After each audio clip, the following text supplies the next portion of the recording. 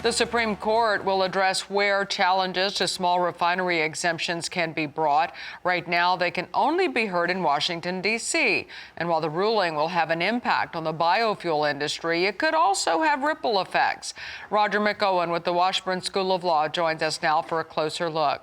Roger, thank you so much for being with us. Let's start with some background on this case. And what are the highlights? Well, good to be with you, Tammy. The small refiner exemption under the Clean Air Act is part of the Renewable Fuel Standard program, which mandates that certain transportation fuel that's sold in the United States has to contain a minimum volume of ethanol or biofuels in general.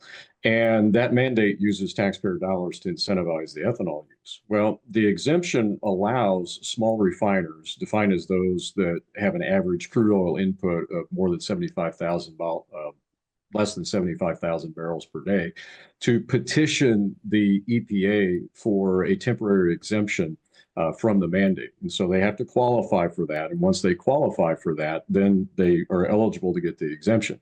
Now, the exemption used to be automatic for small refiners until 2010, and that was changed then. And so now they have to apply for this exemption on an annual basis. And the EPA evaluates those petitions based on economic and operational data provided by the refineries. Well, what we had were two combined cases that went through the U.S. Circuit Court of Appeals for the 10th Circuit. And the Court of Appeals said that the EPA's denial of the exemption to small refiners was wrong for several reasons.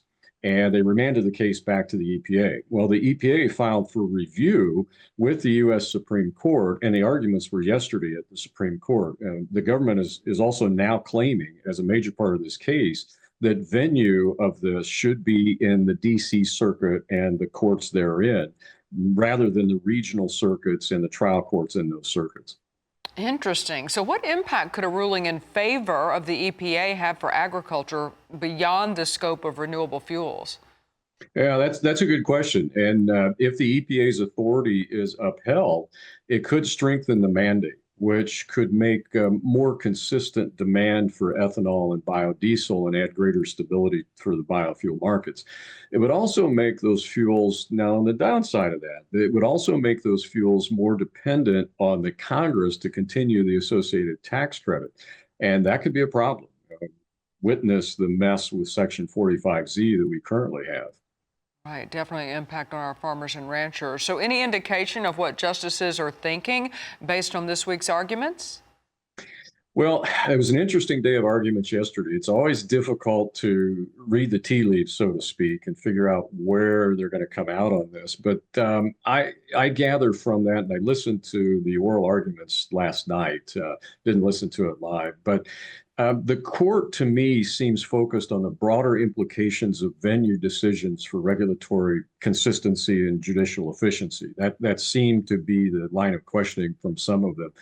And so the ruling could hang on how the court interprets the Clean Air Act venue provisions and how to balance the interest of national uniformity against local decision-making control tied to the unique needs of each area. That seemed to be where a lot of the questioning of the justices focused yesterday.